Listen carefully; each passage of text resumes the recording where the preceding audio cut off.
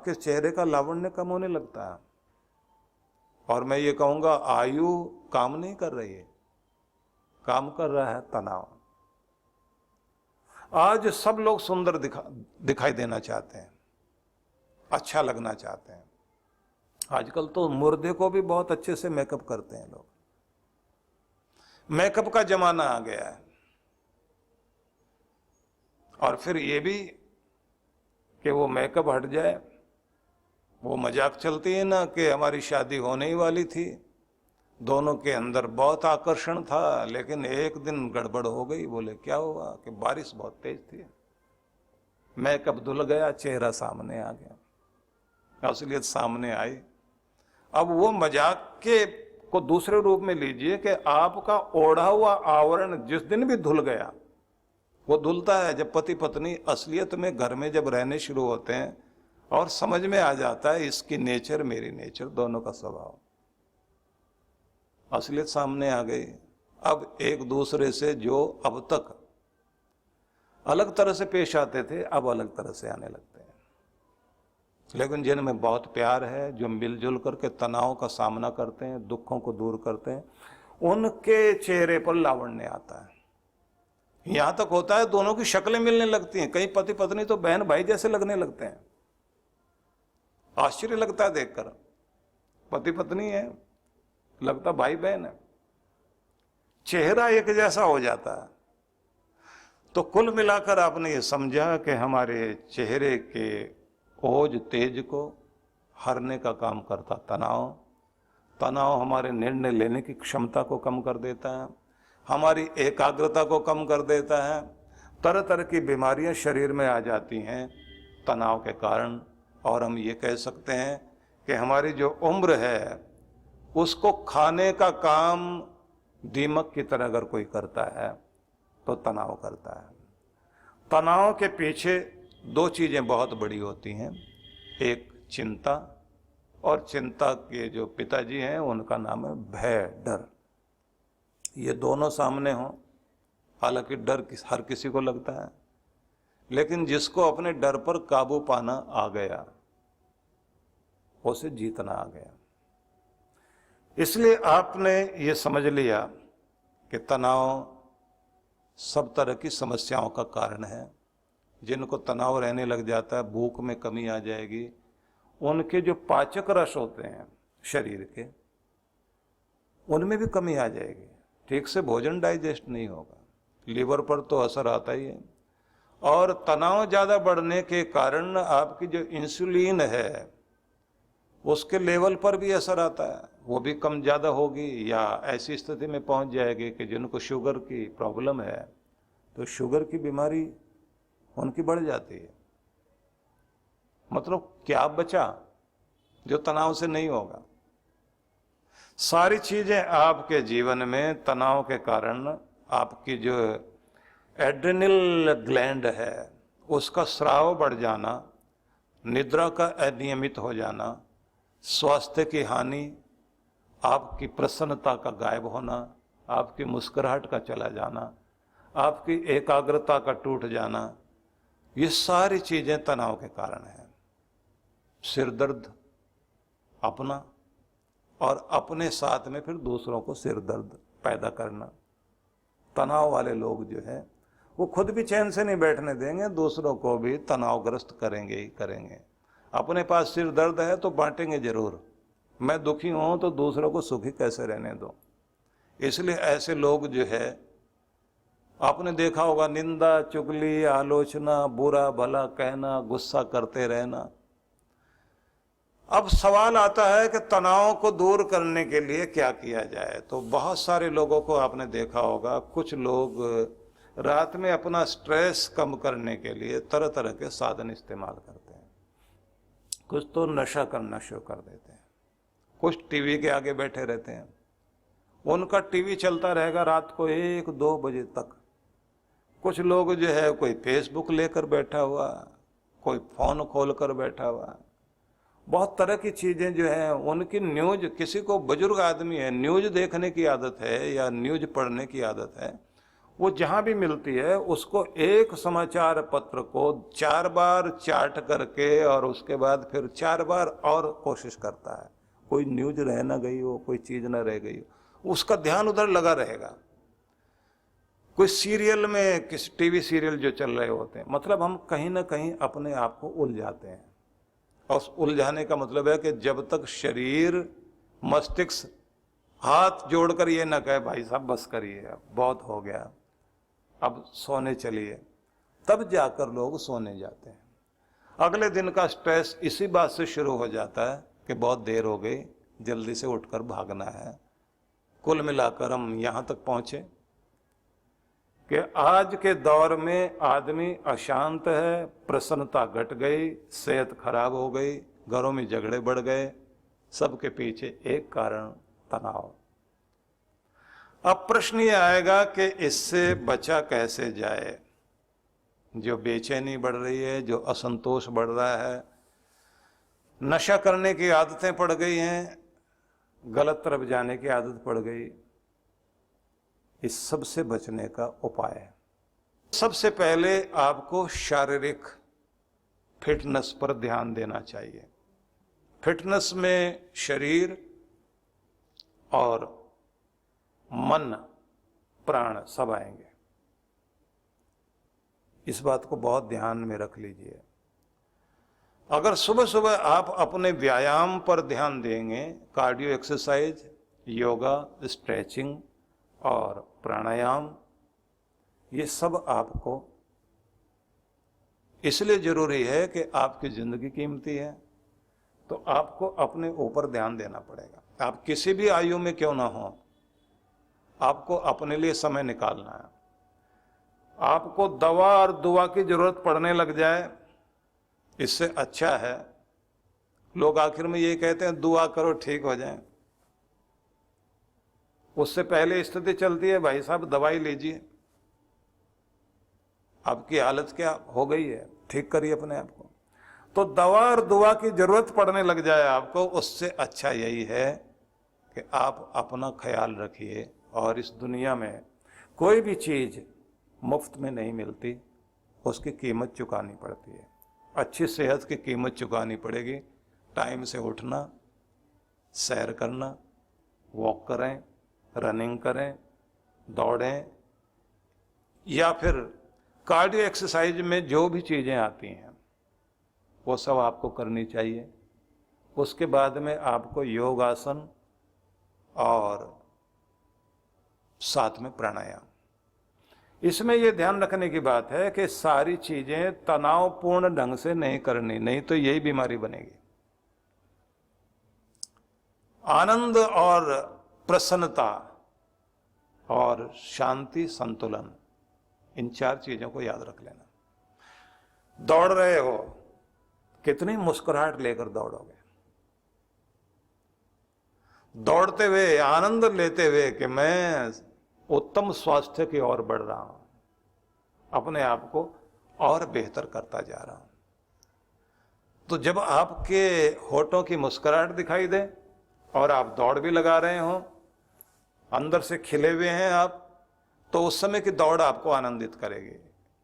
बीच में रिलैक्स करना है, बीच में आराम करना है, जिससे आपको एक लेवल से दूसरे लेवल में जाने से पहले न्यूट्रल गियर में आना जरूरी है। मैनुअल गाड़ी को जब आप चलाते हैं तो उसके गियर बदलने होते हैं। हर एक गियर में आगे जाए, पीछे जाएं, कहीं भी जाएं, तो आपको ये ध्यान रख लीजिए जब पीछे जाएंगे या आगे जाएंगे, बीच में न्यूट्रल तो आता ही है। किसी भी गियर पर जाने से पहले जहां आप हैं वहां से होकर न्यूट्रल से आप आगे जाते हैं। तो इसका मतलब सीधा इतना ही है कि थोड़ा न्यूट्रल होना जरूरी है। एक आसन या एक तरह की एक्सरसाइज करने के बाद बीच में शवासन करना और शांत होना। उसके बाद में जैसे ही आप शांत हो गए, एक लेवल तक पहुंच गए, आपका हार्मोनल लेवल जैसे ही ठीक होता है, उसके बाद में अगली एक्सरसाइज, उसके बाद में फिर आप अपने आप को शांत करेंगे। उस एक्सरसाइज को पूरा करने के बाद फिर प्राणायाम की तरफ बढ़िए। मतलब कोई भी चीज आप करिए, आनंद लेकर शांति के साथ, प्रसन्नता के साथ करने की आदत डालिए। यहां तक कि अगर आप भोजन भी करने बैठ रहे हैं, भोजन करते समय भी यह ध्यान रख लीजिए कोई हड़बड़ाहट नहीं चाहिए। जितना शांति में आप भोजन करेंगे, आपका वो भोजन भी अमृत बन जाएगा। मनोरंजन आप कर रहे हैं तो मनोरंजन कीजिए, लेकिन मनोरंजन में भी आप आनंद लीजिए, स्ट्रेस नहीं। इस बात को समझने के साथ आपको यह भी बात ध्यान रखनी है कि मानसिक फिटनेस पर भी ध्यान देना है। ये शरीर की बात हो गई, शरीर में भी मैंने आपको बता दिया है, प्राणों पर भी ध्यान देना है। आपको अपने हृदय को शक्तिशाली बनाने के लिए दौड़ वगैरह करनी है या तेज तेज चलना है। अपनी प्राण शक्ति को ठीक रखने के लिए प्राणायाम करना है। अंगों के अंदर लचीलापन बना रहे, इस पर काम करना है आपको। जब तक आपकी रीढ़ में लचीलापन है, आप युवा हैं। कोई भी लकड़ी जो मोड़ी जा सकती हो, नरम है, वो काम की है। जो बहुत सूख गई, जिसका ऑयल सूख गया हो, वो लकड़ी काम की नहीं रहती। बस ये ध्यान रख लीजिए, जैसे वो लकड़ी अगर उसको आप मोड़ने की कोशिश करें तो टूट जाती है, ऐसे ही हम लोग भी थोड़ा सा गिरते ही हमारी हड्डियों में आपने देखा होगा कि टूट जाती हैं। और एक स्थिति ऐसी आ जाती है, टूटना भी एक अलग है, जैसे बांस फट जाता है, लोगों की हड्डी इस तरह से फट जाती है। तो अपने शरीर की फिटनेस, लचीलापन, कार्डियो एक्सरसाइज, प्राणायाम, इसी के साथ में ये ध्यान रख लीजिए आपका आहार अच्छा, जीवनदायी भोजन, मृत भोजन नहीं, पौष्टिक तत्व जिनके पका पकाकर घी तेल डालकर जला दिए गए हों, वो भोजन आप भले ही खा रहे हों, लेकिन वो आपको देगा कुछ भी नहीं। इसको भी ध्यान में रख लीजिए। अगली बात यह है कि आपको पानी बहुत चाहिए और क्वालिटी वाला पानी चाहिए, गुणवत्ता वाला पानी चाहिए। उससे अगली बात है आपको अच्छी नींद चाहिए, चैन की नींद। चैन की नींद लाने के लिए चैन से बैठना जरूरी है। रात्रि में जैसे ही आप देखते हैं सूरज ढला, पूरी प्रकृति शांत होना शुरू होती है, आप भी शांत होने की चेष्टा कीजिए। जैसे जैसे रात गहराती जाती है तो आप देखते हैं कि रात गहराती जाती है तो उस समय कोई भी जंगल में शोर नहीं सुनाई देता, लेकिन जैसे सूरज छिपता है उसी के बाद पंछियों के कलरव की अपने अपने घोंसलों में बोलने की आवाजें आती हैं। जैसे अंधेरा बढ़ने लगता है घोंसले में पक्षी शांत हो जाते हैं, और जैसे वो शांत हो जाएंगे उसके बाद झाड़ियों से झिंगूर की आवाज आनी शुरू होती है। झिंगूर की आवाज जो आती है वो इस तरह की आवाज आती है जैसे कोई सितार बज रहा है, कोई वायलिन बज रही है। उसका मतलब होता है कि अब शांत हो जाए। जैसे आप ओंकार नाद करते हैं ना, या बच्चे को सुलाते की आवाज करते हैं, वो आवाज प्रकृति से आती है। उस समय झिंगूर की आवाज आएगी, ऐसे कीट बोलेंगे, जिसका मतलब होता है कि शांत हो जाइए, सो जाइए। उसके बाद जैसे जैसे आगे रात बढ़ती है तो आप लोग देखते हैं कि इतनी अधिक नीरवता, कोई आवाज नहीं, शांति हो जाती। तो जैसे जैसे रात आगे बढ़े, वातावरण शांत, मतलब आपके टीवी से आवाज नहीं आए, आपके घर में से आवाज नहीं आए, फिर आपके अंदर भी आवाज ना आए, आप शांत होने की चेष्टा कीजिए। जितने आप शांत होते जाएंगे, चैन से रहना शुरू करेंगे, तो चैन की नींद लेंगे और ताजगी से उठेंगे। ये जरूरी चीज है। इससे आगे बढ़े हम लोग। मस्तिष्क की फिटनेस पर भी ध्यान देना, पॉजिटिव रहना बहुत जरूरी है। सकारात्मक सोचना, सोच को बदलना। आपकी सोच में, आपके चिंतन में, आपके विचारधारा में जो नकारात्मकता है, नेगेटिविटी है, उसे कम करिए, उसे ठीक करिए। आपकी पॉजिटिविटी ज्यादा बढ़ जाए। नहीं समझ में आएगा बात को, ऐसे समझिए, आपका ध्यान ज्यादातर किन विचारों पर रहता है? सारा दिन जो आप सोचते हैं, देखिए मैं ये काम कर रहा हूं, ठीक हो जाए, खराब ना हो जाए, कुछ गलत ना हो जाए।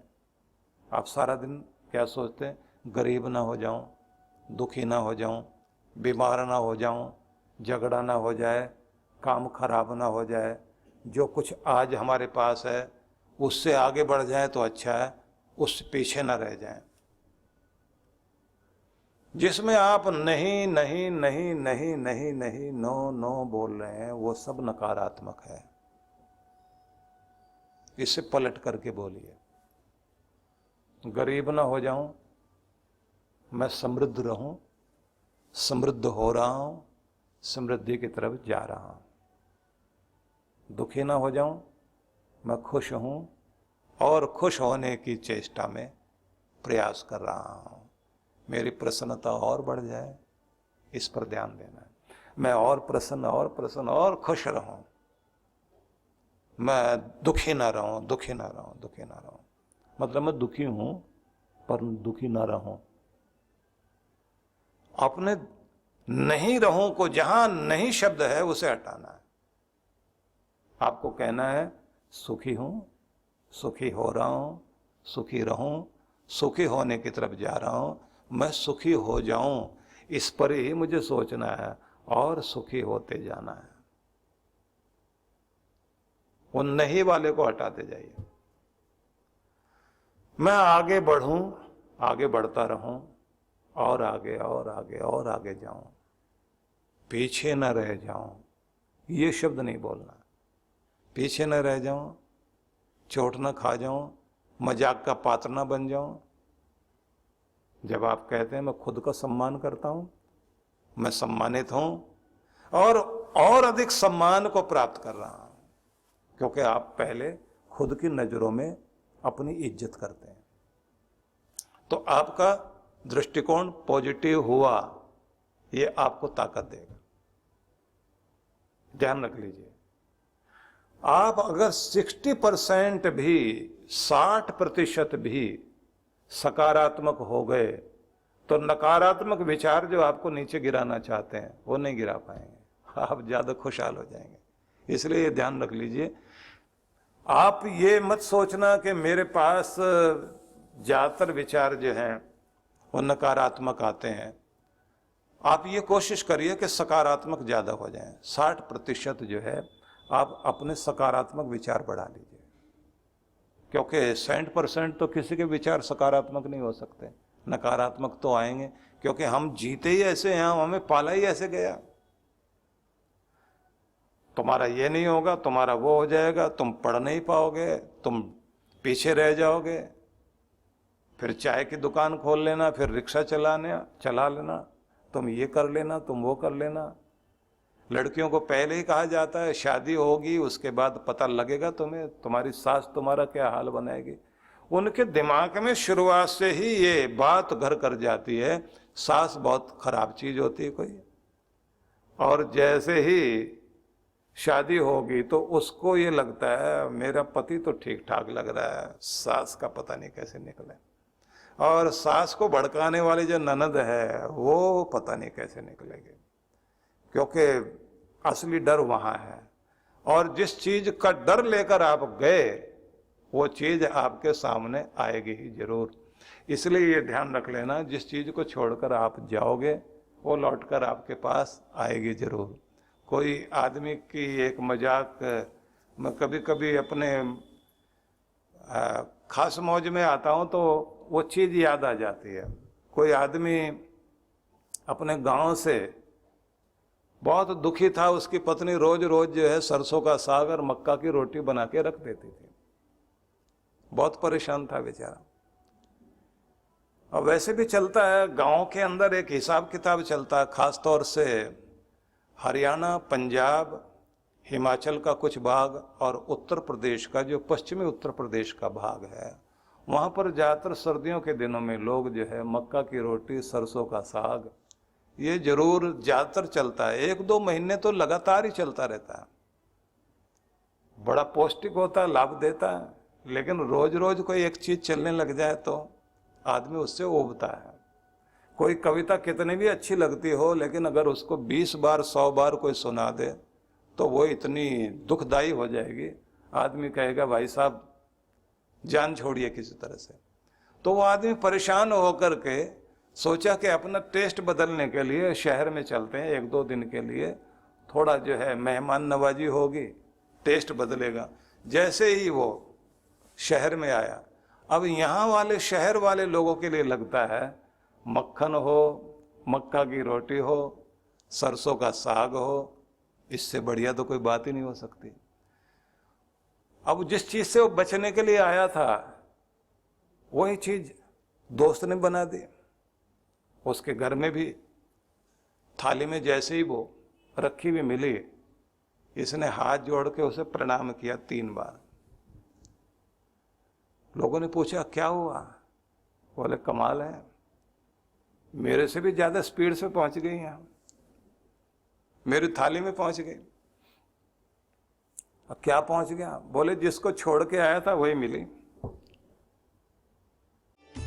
जीवन संचेतना लाखों पाठकों की बुद्धि को सच्चेतना से और हृदय को सद्भावना से परिपूर्ण करने वाली मासिक पत्रिका जीवन संचेतना।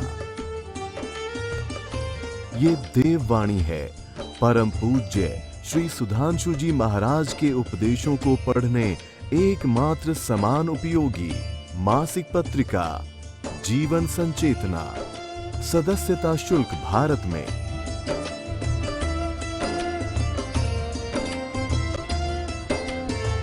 सदस्यता शुल्क विदेश में।